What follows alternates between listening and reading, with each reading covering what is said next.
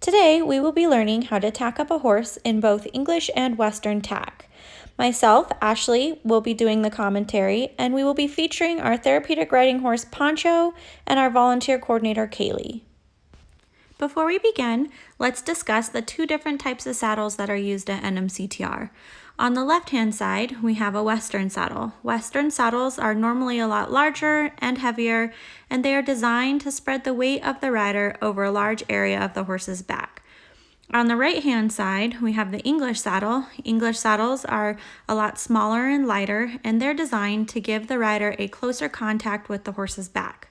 Both English saddles and Western saddles have different types and designs to accommodate certain styles, sports, and disciplines of riding. A lot of people ask, how do you pick which saddle to use? Our instructors will pick a saddle for each rider based off of two important things. The first thing is the rider's goal. What type of horseback riding would they like to learn, and what kind of goals would they like to accomplish? And two, the level of support that is needed for each rider. Here we have two of NMCTR saddle, and Kaylee's going to show us the difference. We have a Western saddle. The Western saddle has a horn, whereas the English saddle does not have the horn. You can tell the Western saddle is a lot bigger, it's a lot heavier, and the English saddle is a lot smaller and it's a lot lighter. Next, we'll talk about saddle pads. Saddle pads are placed in between the horse's back and the saddle. First, we'll talk about the Western saddle pad. The Western saddle pad is a lot bigger, it's a lot thicker and heavier, again, to be able to help distribute the weight over the entire horse's back. Where we have the English saddle pad, where they're thinner, they're lighter, they're smaller, again, so that we can develop a close contact with the horse's back. Here is another visual image of the difference between a Western saddle pad, which is on the left, and an English saddle pad, which is on the right. We do have additional saddle pads here at NMCTR. The one Kaylee is holding right now is a bump pad. This adds for extra support and extra padding towards the seat of the saddle. This is used to align the saddles to help the rider sit perfectly straight and also help keep the saddle in the correct position when saddle fitting a horse. We also have this adaptive saddle pad here. It's a Western saddle pad. It's a bridge saddle pad. This is a saddle pad that has specific padding in certain places so that it helps a horse such as Poncho that may have a little bit of a sway back. Just allows the saddle to fit properly.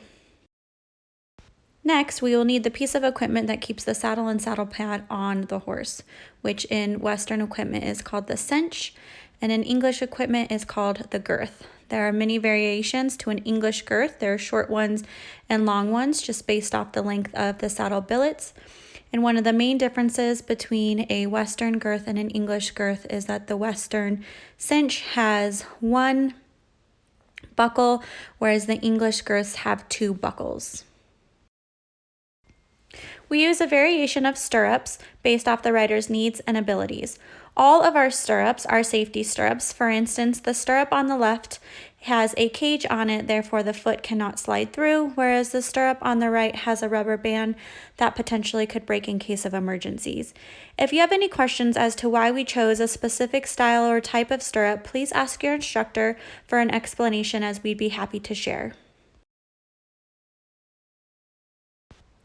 To continue with the different type of tack equipments, let's discuss reins.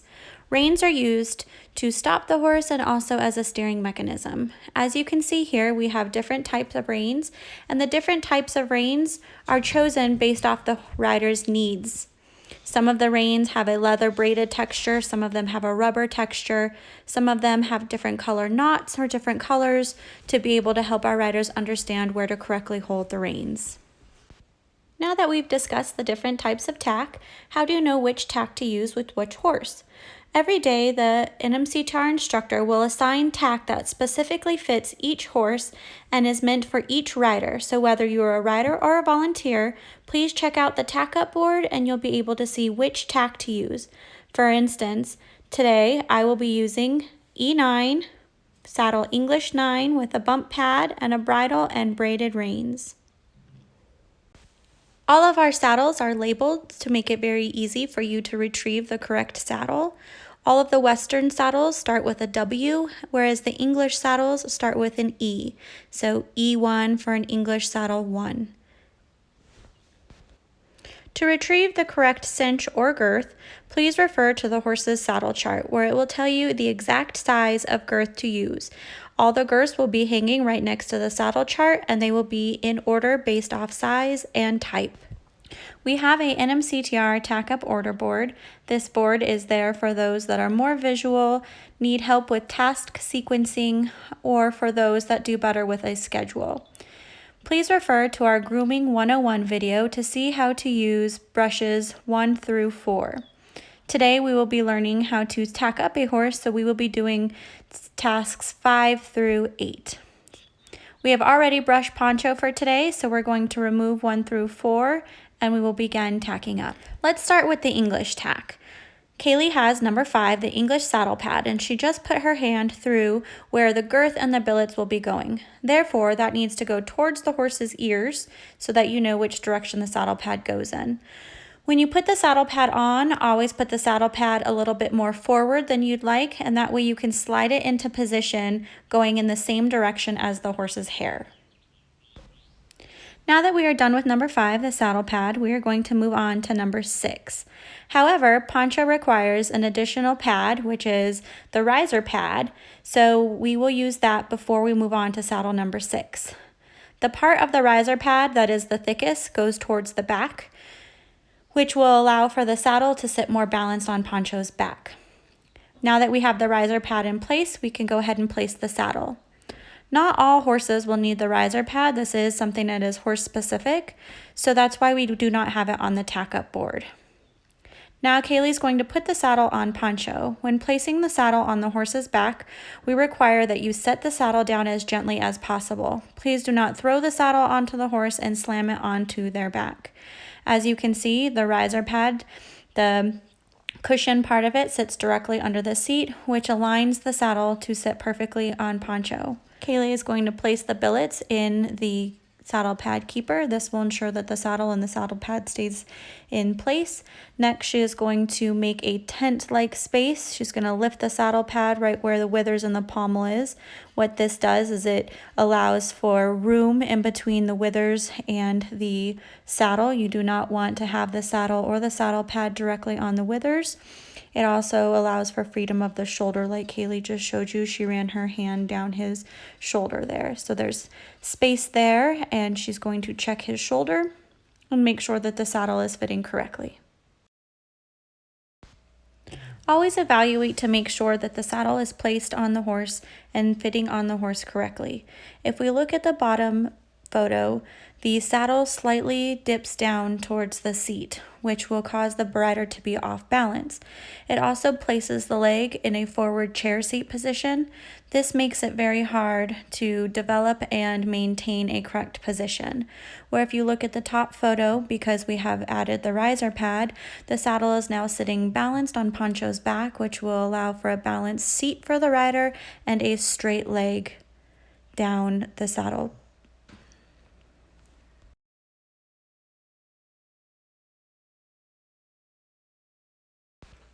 Now that we are done with number 6 and make sure that's correctly fit on the horse, let's move on to number 7, the girth. For an English girth, again, there are 2 buckles on each side of the girth. Depending on what type of girth you get depends on the type of saddle. So a saddle that has long billets like the one we're using, you're going to use a shorter girth. If the girth were to have elastic on one side and leather on the other side, you always want to start with the leather side. This girth actually has elastic on both sides, so it doesn't matter which end we put in where. First, Kaylee's going to stick the billets through the girth keepers, and she's going to tighten the girth. The girth needs to be put through the holes on the exact same for both buckles. And then she's going to check to make sure the girth is correct. We want to make sure the middle of the girth is in the middle of the horse's sternum. The sternum is in between the horse's 2 front legs. Once she's done that, she's going to walk around Poncho, and she's going to put the girth billets through the keepers on this side and through the buckles. Here at NMCTR, we ask that you do not tighten the girth very tight. The girth needs to be tight enough that the saddle will not move. However, all instructors will be the ones to tighten the girths. So as you're tacking up, do not tighten the girth. You should have some freedom. It should not be tight. Again, the NMCTR's instructors will tighten the girth before moving on. Now that the saddle is on, let's check to make sure it's in the correct position. As seen here, Kaylee is putting one hand width between the horse's elbow and the girth. That's a good indicator that the saddle is in a good position. Here we have a saddle in the correct position. First, we have the pommel right over the withers. Second, there is a good clearance between the saddle and the shoulder. And third, again, there is a hand placement between the girth and the horse's elbow. We also want to note that the saddle isn't too far back on the horse's lumbar spine. Here's an example of a saddle that is too far back. The saddle is nowhere near the withers. It is not resting right behind the shoulder, and there is a big distance between the horse's elbow and the girth. The saddle is also resting on the lumbar spine. Here we have a saddle that is too far forward. The pommel of the saddle is actually pinching the withers, and the saddle skirt is actually pinching the shoulders of the horse. You can also see that the girth is pinching the elbow. Now that we are done with the saddle, and we have finished number 7, which is the girth, we are going to move on to number 8, the reins. However, some of the horses do use bridles, so technically the bridle should be number 8 and the reins should be number 9. The reason we have the reins labeled as number 8 because we prefer that an experienced volunteer or an instructor assist with the bridle at all times. Not all riders and horses will use a bridle, so therefore we just have reins as number 8. Now let's discuss the bridle. First, we'll learn about some parts of the bridle. The piece that Kaylee is holding on the top is called the crown piece. That part goes right behind their ears. Next, we have the brow band. The brow band goes right above their eyes where the eyebrow would be. Then we have the cheek pieces. There's 2 of them. They are the pieces of equipment that hold the bit in place. The bit is what goes in the horse's mouth. That's what we use to stop and steer. And finally, we have the throat latch. Will go directly under their neck. When placing the bridle on the horse's head, what we're going to do first is hold the bridle with our right hand and place our right hand in between the horse's ears. We do not want to put pressure on the horse's poll, which is the top of the head. And with our left hand, we're going to hold the bit flat in front of the horse. Again, we're going to give them the option to take the bit or to refuse it. If they refuse it, again, the horse is communicating something to us. As you saw, Poncho was willing to take the bit, so then Kaylee put both of Poncho's ears between the crown piece and the brow band. Now that we have the bit on Poncho, we just need to check to make sure that it is placed in the correct position. All of our bridles have been pre-fitted for all of our horses, so please do not adjust them. Our instructors and our staff have went through and made sure that each horse has the correct fitted bridle with the correct bit that is needed for their situation. We want to make sure that the crown piece at the top is not pinching their ears. We want to make sure that the cheek pieces are aligned. We want to make sure that the brow band is not crooked. And once we have the bridle in place, how we'd like it, we're then going to do the throat latch. You are going to reach under Poncho's neck and grab the long skinny strap known as the throat latch. You're going to attach the throat latch, and then you're going to check to make sure if it's too tight or too loose. You're going to put about 3 or 4 fingers right underneath where the horse's jaw or jowl meets the horse's neck. English bridles have a nose band. However, here at NMCTR, we take the nose band off because we always leave the halters on. So when bridling a horse, you're going to leave the halter on and place the bridle over the halter. We do this so that we have a way of leading the horse via the halter. Now that we've finished the bridle, we're going to move on to number 8, the reins. What you're going to do is you're going to place the reins very gently over the horse's neck. Then you're going to clip the reins to the horse's bit. When clipping the reins to the bit, you always want to make sure that the pointed part of the clip is pointed outward, and you want to make sure that you clip the bottom half of the bit from the cheek piece to the mouth. Then you're going to walk around Poncho and do the other side. Please always walk around the horse, never go under their neck or try to reach underneath them to accomplish it. So again, we're going to make sure that the clip is placed on the bottom half of the bit between the cheek piece and the mouth, and the pointed part of the clip is facing out. Once the reins have been placed on the bit, we want to make sure that the reins are then centered and placed out of the way. We do not want them draped on the neck in any fashion, so we suggest putting them behind the pommel, or for a Western saddle, placing the reins behind the horns. We don't want the reins to be draping on the neck in any fashion like Kaylee has been doing. It leads for a dangerous situation. The horse could step on the reins, the rider could get caught in the reins, so always be mindful and make sure that the reins have been properly placed. We did it. We tacked up a horse. So now when untacking a horse, you're just going to do it in the reverse order. We've already taken off Poncho's reins and his bridle, so now we're going to take off his girth, then we're going to take off his saddle, and then we'll take off the saddle pads. Make sure you take off each piece of equipment separately.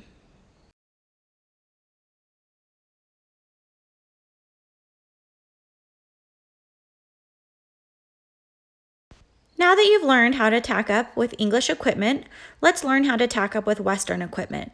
First, we have number 5, the saddle pad.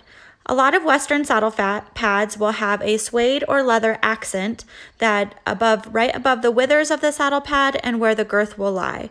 This will help you know the orientation of the pad, as these two features go towards the horse's ears.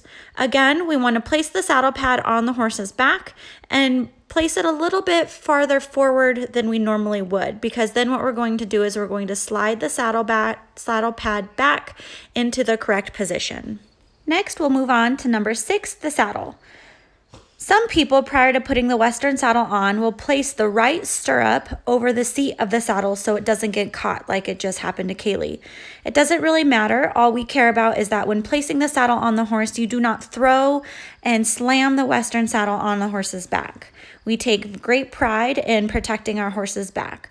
Once you get the saddle on, you want to make sure it's correctly in the correct place. So we want to make sure there's clearance of the withers. We want to make sure it's not too far forward. We want to make sure it's not too far back. And we want to make sure that it's balanced and centered on the horse's back.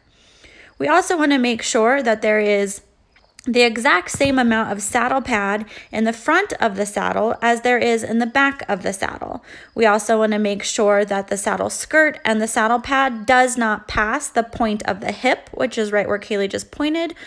And we also want to make sure that the saddle pad obviously is not too far forward, restricting the shoulder.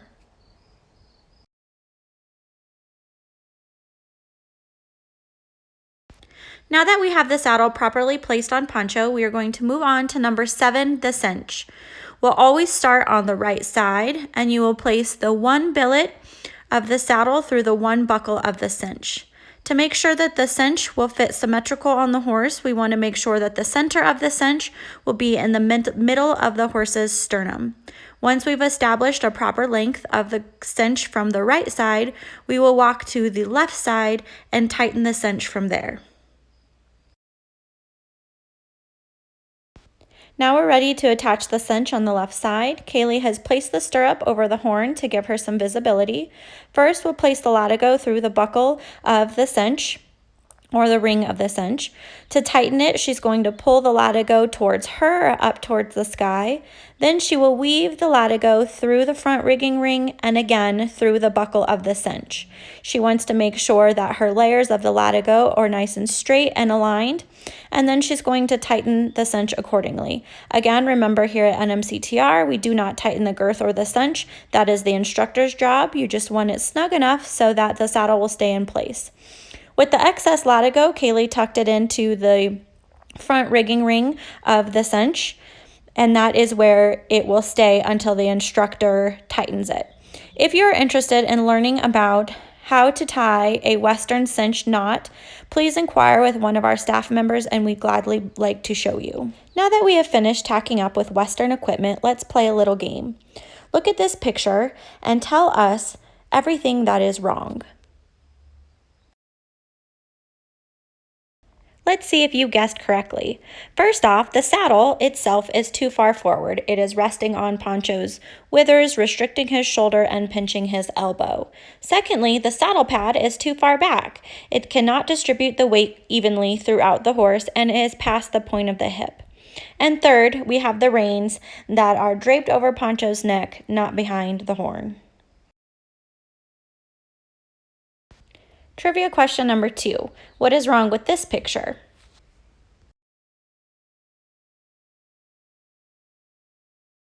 Yep, you guessed correct. The saddle pad is not placed directly under the saddle, and the saddle is way too far back. Also, again, the reins are draped over Poncho's neck and not behind the horn. Just like when we are taking off the English saddle, we're going to take off each piece of equipment separately. So first, Kaylee is going to take off the cinch, then she will take off the saddle, then she will take off the saddle pad. Thank you all for watching our Tacking Up 101 video. If you have any questions or comments, please feel free to reach out to us. Our information will be on the next slide.